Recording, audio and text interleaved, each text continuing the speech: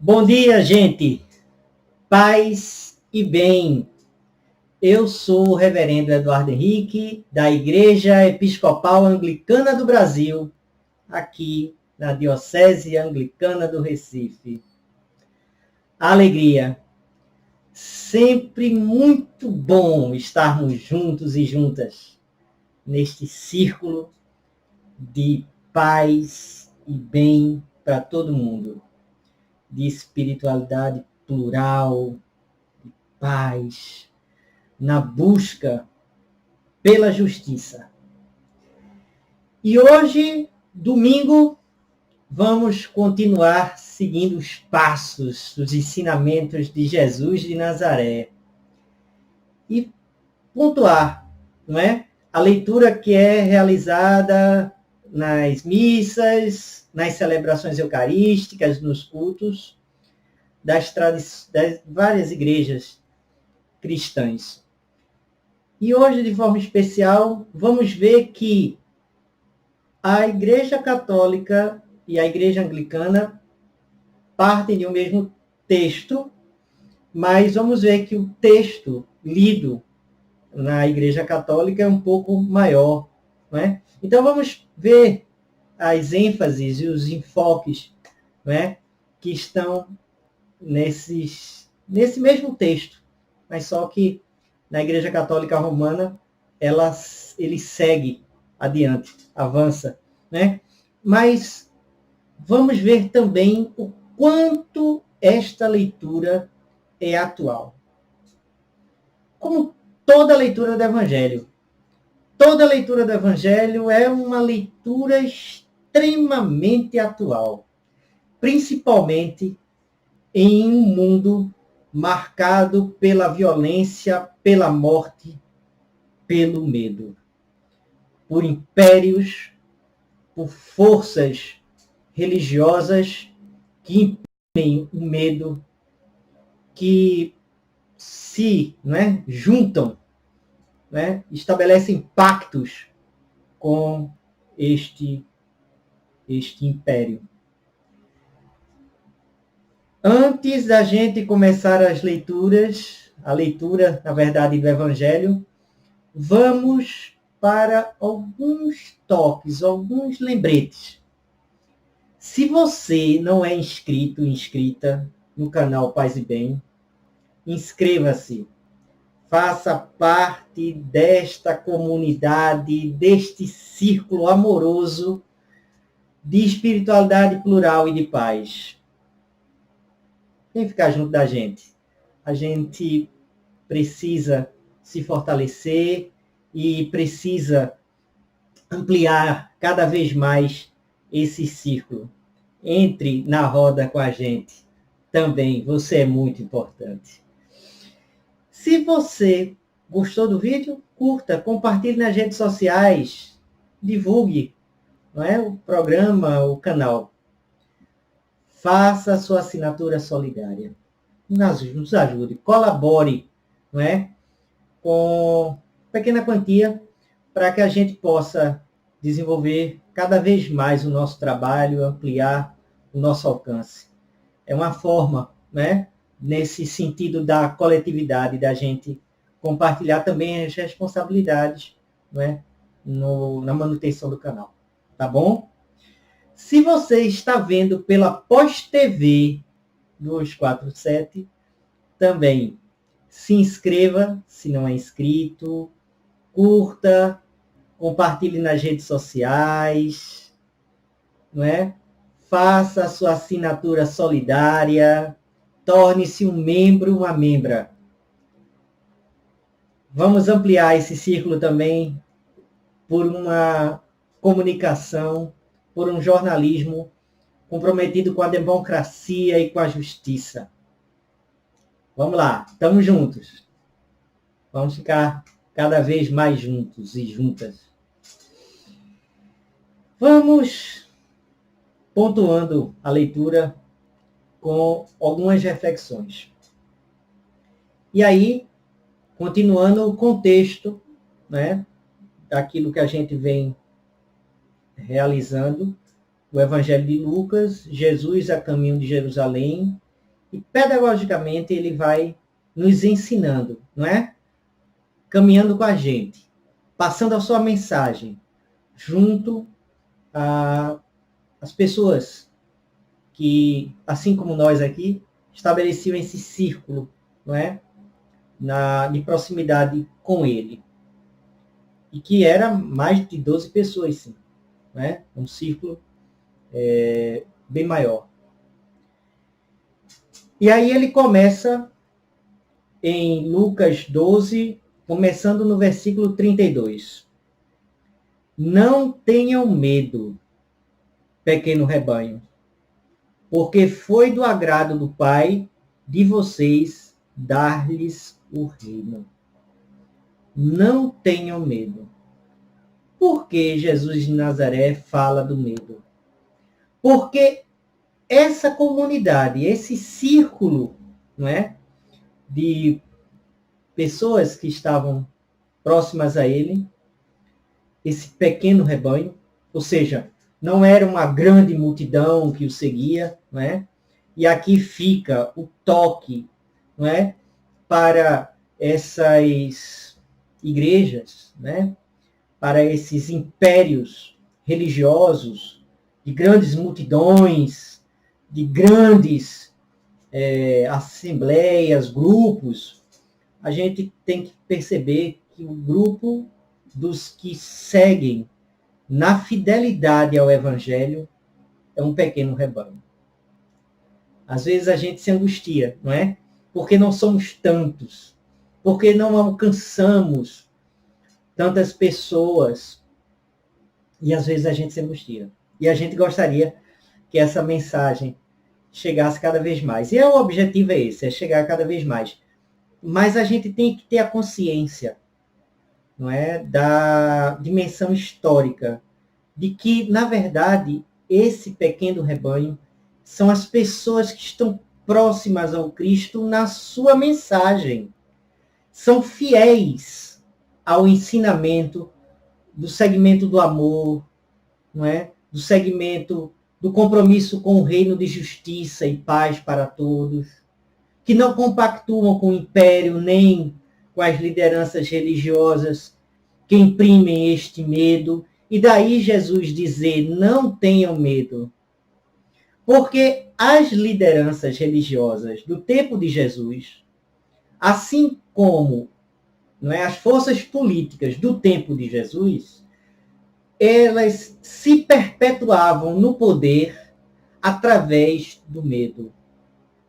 O medo do castigo, o medo do inferno, o medo o medo, não é? O medo das armas, né? O medo das forças da repressão, medo, né, das legiões romanas, o medo da cruz, que é o castigo para os presos políticos. E então, né? Então, esse medo de dizer, olha, você se comporte bem, você fique quieto no seu canto.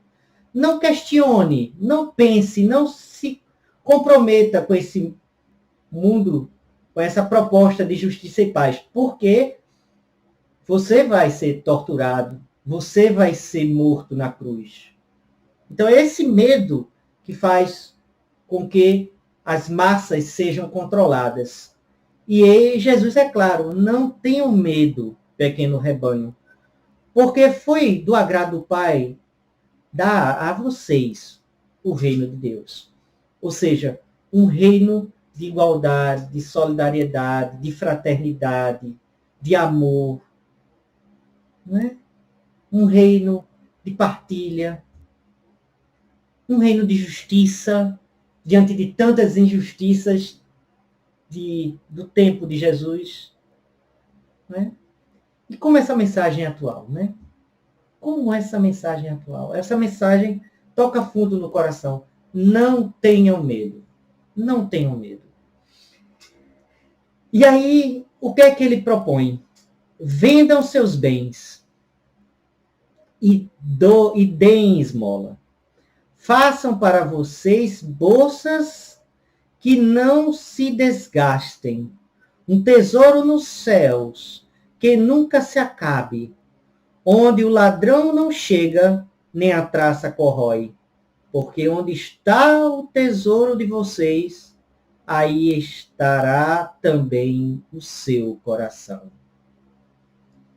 A mensagem é clara. Façamos uma bolsa com riquezas que não se desgastam. E que não nos desgasta.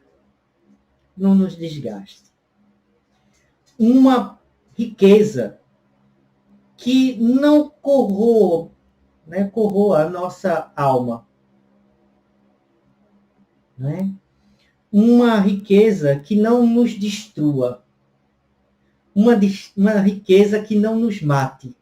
Mas uma riqueza que promova a vida, promova a solidariedade, que promova fraternidade, justiça social.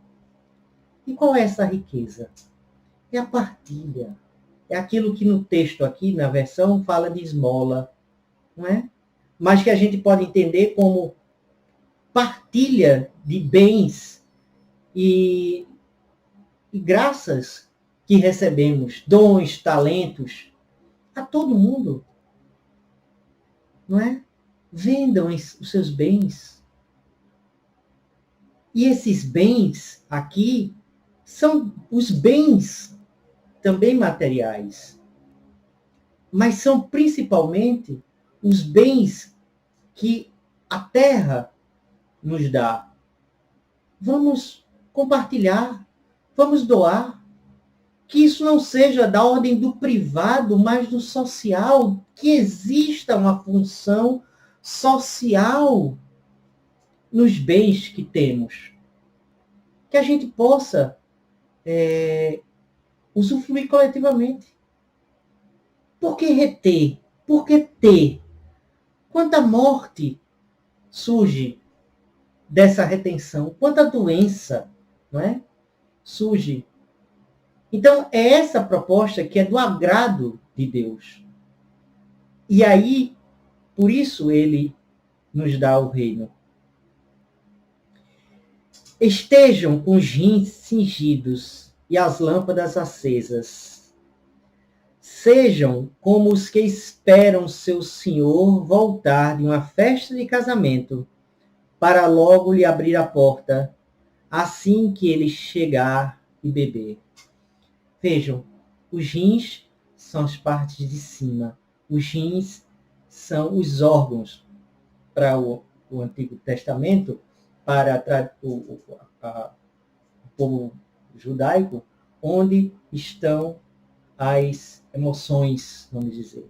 Então, sim, vamos, né, nos controlar. E nesse sentido, vamos nos fortalecer. Porque é assim que o servo trabalhava, prendendo os rins, né? E acendendo a lâmpada, no sentido de estar de prontidão para o trabalho e também atento e iluminando a escuridão, para que a escuridão não nos tome de surpresa, para que a gente, de repente, não se veja e não seja pego de forma desprevenida, mas atento a quê? A chegada, e aí ele pega aqui uma metáfora, né? Uma imagem que é própria daquele tempo, do servo e do Senhor, que era conhecido de todo mundo ali, com quem ele estava falando, e ele diz, olha, imagine um senhor, não é? Ele vai para uma festa de casamento, ou seja, cheio de alegria. Ele está muito alegre. E ele chega, e a pessoa que recebe como um servo, ele recebe com alegria também, porque está atento a essa chegada. Como? Cingindo os rins e acendendo a lâmpada. Ou seja, mantendo uma situação de uma postura de atenção, não é? E também iluminando a escuridão da noite, ou seja, reforçando esse elemento de atenção. Felizes aqueles servos que o Senhor, ao chegar, encontrar acordados. Ou seja, atentos, mais uma vez, prontos, não é, a atender. Quem são esses servos? Nós. Nós que servimos a quem? Quem é esse Senhor? É a proposta de Jesus. É a proposta de um reino de justiça, de paz, de amor. Representado aqui pela mensagem do Pai. A mensagem do Deus de Jesus. Do Deus que é amor, que é paz, que não é aquele Senhor do medo, mas aquele que é Senhor da vida, que promove vida e que, dentro da vida, nos compromete, nos leva a ficarmos atentos e atentas e dispostos ao trabalho. A gente diria a militância no sentido de estar junto, comprometido com esse projeto. Ele se cingirá e fará sentar-se à mesa, e passando os servirá. E se ele chegar pela meia-noite, ou já perto da madrugada, felizes serão, se assim o encontrar. Compreendam isso. Se o dono da casa soubesse a hora que viria o ladrão, não deixaria que a sua casa fosse arrombada. Fiquem preparados vocês também, porque o Filho do Homem virá na hora em que vocês não imaginam. Ou seja, é aquele momento de atenção permanente, é aquele momento de compromisso, não é, com o reino, com a proposta do Cristo, é aquele compromisso que nos engaja, né, torna a gente junto com, e nesse círculo a gente assume o papel de servo dessa proposta. É a esse que nós servimos, e não o que os senhores da guerra, do império, nem os senhores do medo do Estado religioso. Não é? Os hipócritas, os que exploravam o povo do ponto de vista financeiro. Né? Eu estou falando do tempo de Jesus. Né? Então não são esses. Quem a gente serve? Quem é o nosso Senhor? No sentido de senhorio, no sentido de compromisso. É aquele que não é Senhor. É aquele que serve. Porque o Senhor serve. Porque serve a proposta do reino. É a essa lógica nova que nós servimos, em que o Senhor é aquele que serve. Vamos pegar aí o exemplo, né, também do Evangelho, do lava-pés. Porque o Senhor, Jesus de Nazaré, aquele que é assumido como Messias, ele lava os pés. Esse é um papel do servo. Então, é dentro dessa perspectiva que a gente vê o quanto essa mensagem é explosiva para aquela época e para hoje. Aqui termina, não é, o texto lido dentro da Igreja Episcopal Anglicana. O texto segue dentro das leituras da Igreja Católica. E aí a gente vai ver, e eu vou continuar. Pedro então disse: Senhor, estás contando essa parábola para nós ou para todos? Ou seja, isso é só para quem é ali do círculo dele ou para todo mundo? Não é? Aí ele diz, o Senhor respondeu: quem é o administrador fiel e prudente que o Senhor deixará como responsável sobre seu pessoal para lhes dar a ração de trigo no tempo certo? Aqui, Jesus interroga que sejamos, né, administradores fiéis e prudentes, porque o Senhor deixará como responsável o seu pessoal. A gente não serve ao projeto de Jesus, a esse projeto do reino de paz e justiça para todo mundo, de amor, A gente não serve a esse projeto? E aí, como é que a gente deve se comportar? Como a gente deve se colocar diante desse projeto? Feliz aquele servo que o Senhor, ao chegar, encontrar agindo assim, de forma prudente e fiel.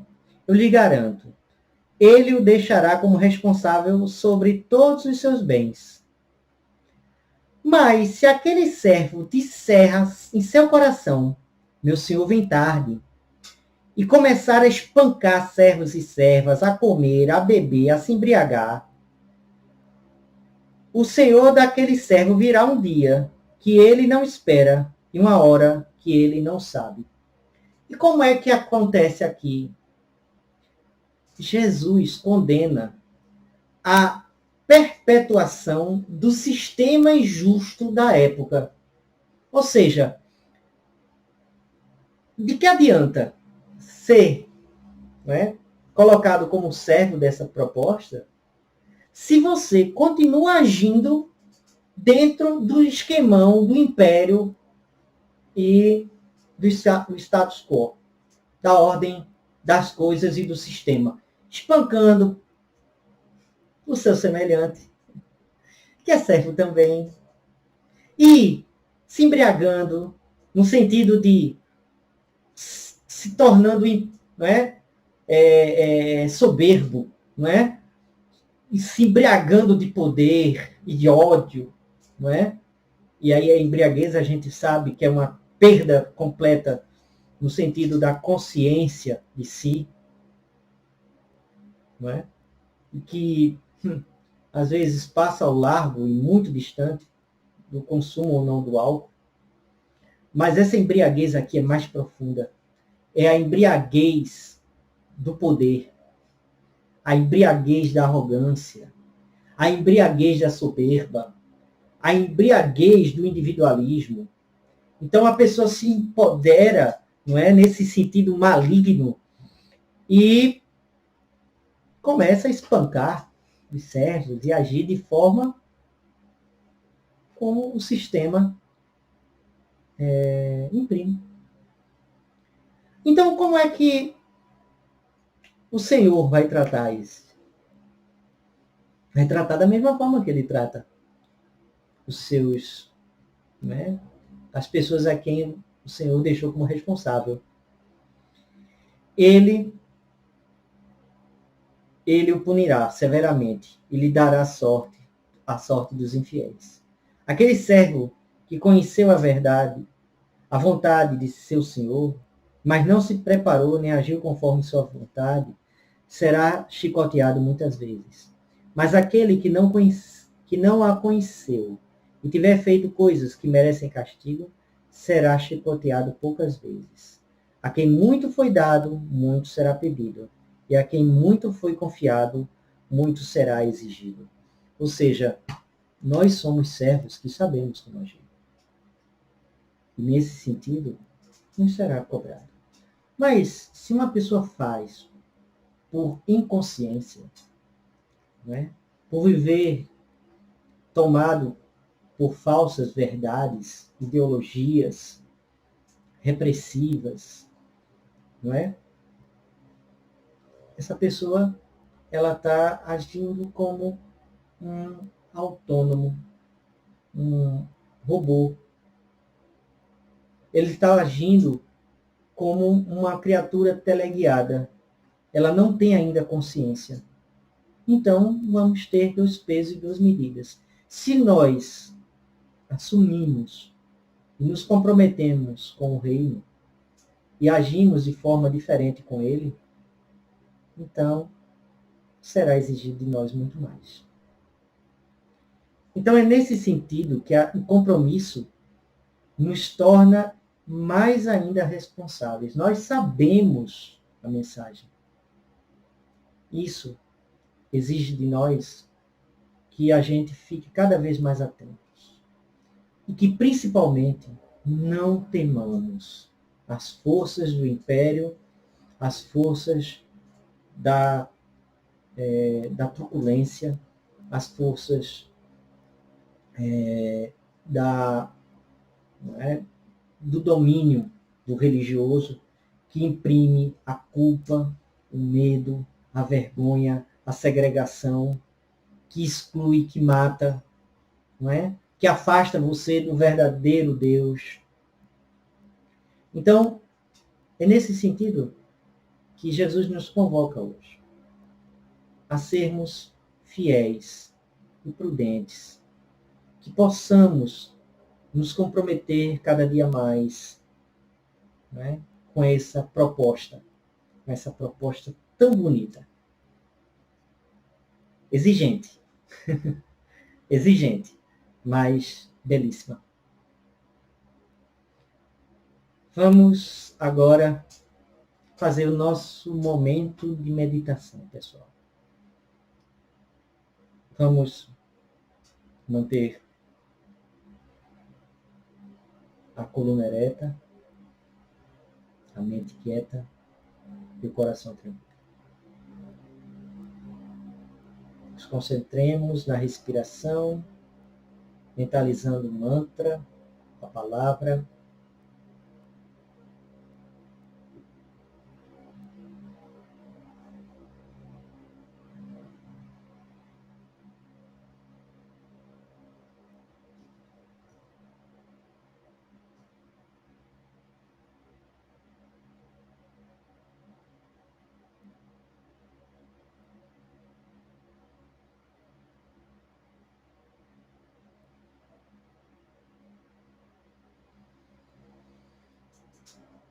Paz e bem, gente.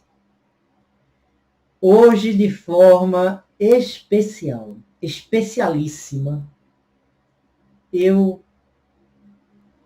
abençoo a vida, o ministério, o serviço de nossa irmã e amiga Carla Pavão, aniversário dela.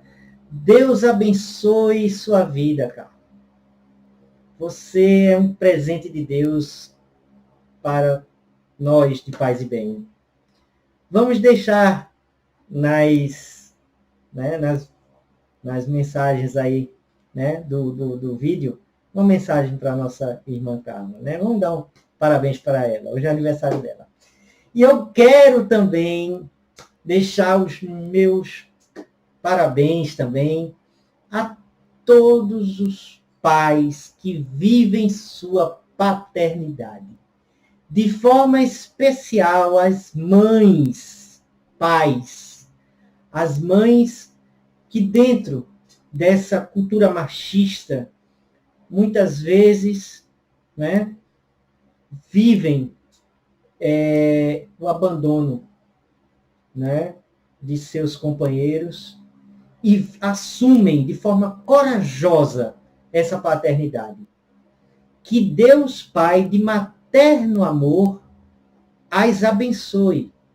Abençoe vocês, mães, pais, que assumem também esse cuidado, além da maternidade, a paternidade de seus filhos e filhas.